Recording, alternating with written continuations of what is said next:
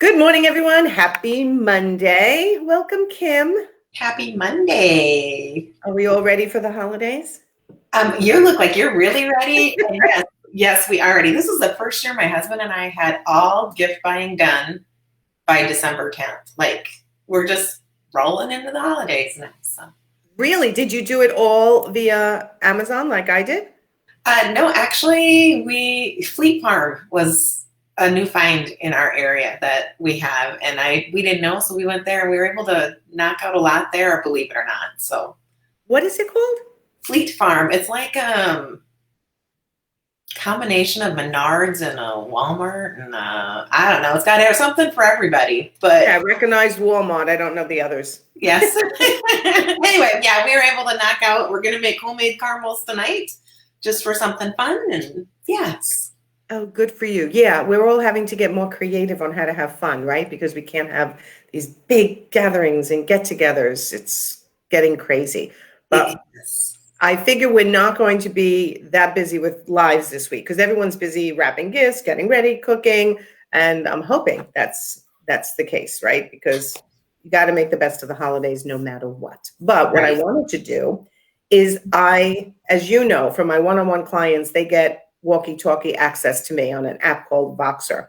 And there just seems to be among my clients, among my friends who are business owners, and in the group, a lot of antsy clients. Like, people are getting really demanding. They want things yesterday. They want answers right away.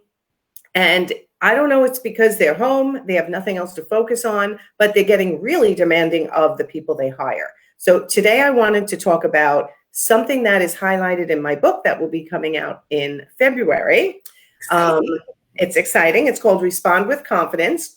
I actually wrote it down so I can remember it properly. The Business Owner's Blueprint for Handling Difficult Situations.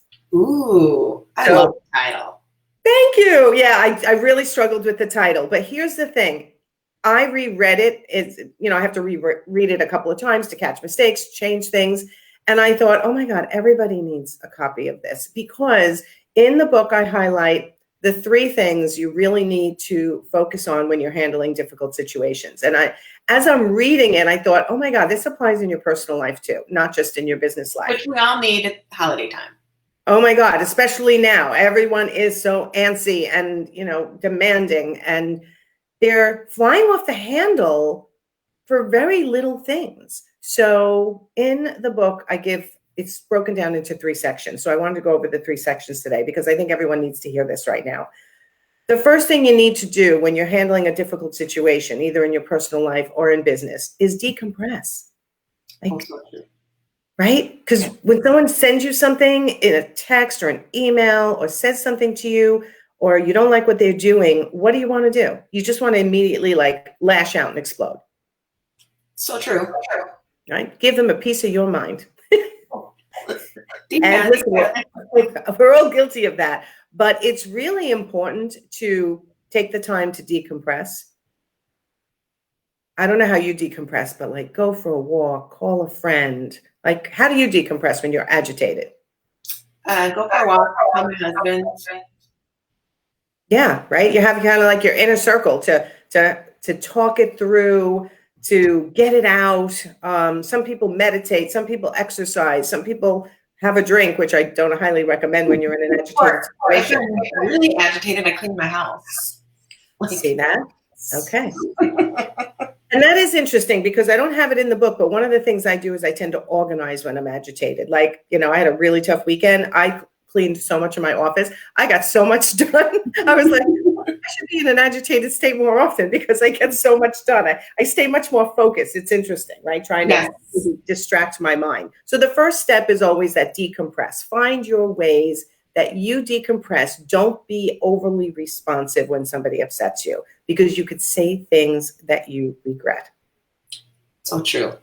And especially in business, you can't take that back, right? Well, you can't take it back in personal either. But the next step is to assess the situation.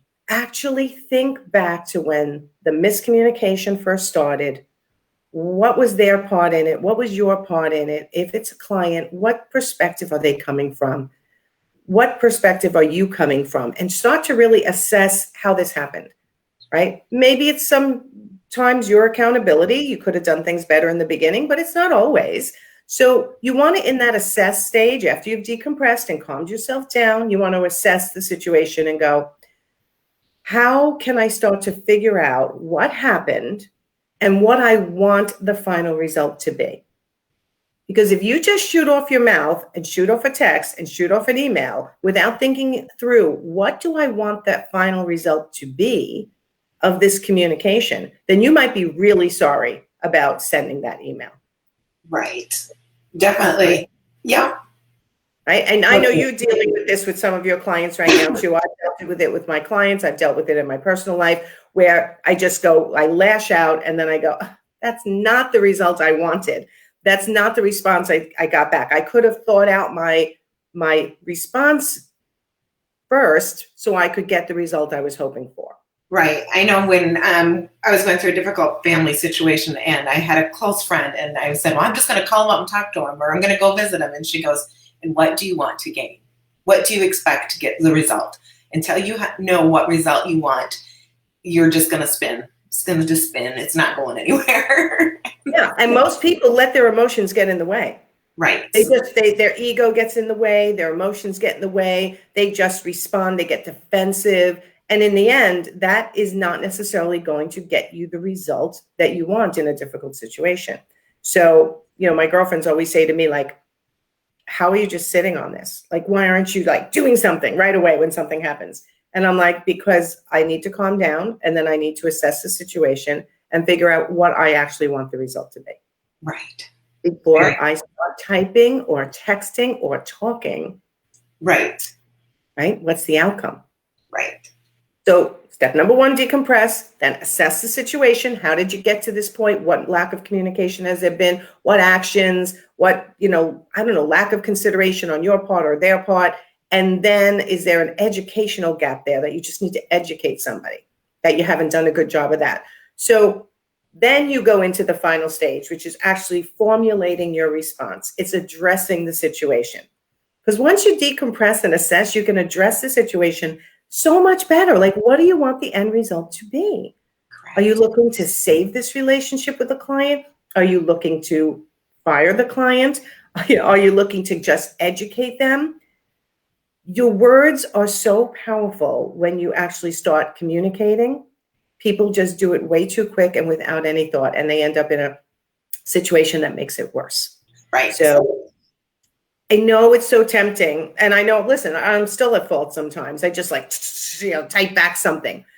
And then I have to go stop, erase, because I've learned from my past that never works out the way I want it to. Right. It is so easy to respond. And hopefully people understand that we get it. We know it. The first response is blankety, blankety, blank. But definitely taking a step back. Last week I wrote an email to someone, a client, and it took me 2 weeks to formulate the letter and reread it because I did value the relationship and I do want to, but in this situation, it was my lack of educating them and allowing boundaries to, and I totally own it was my responsibility, but my first response was, and then I was like, no, we got to step back.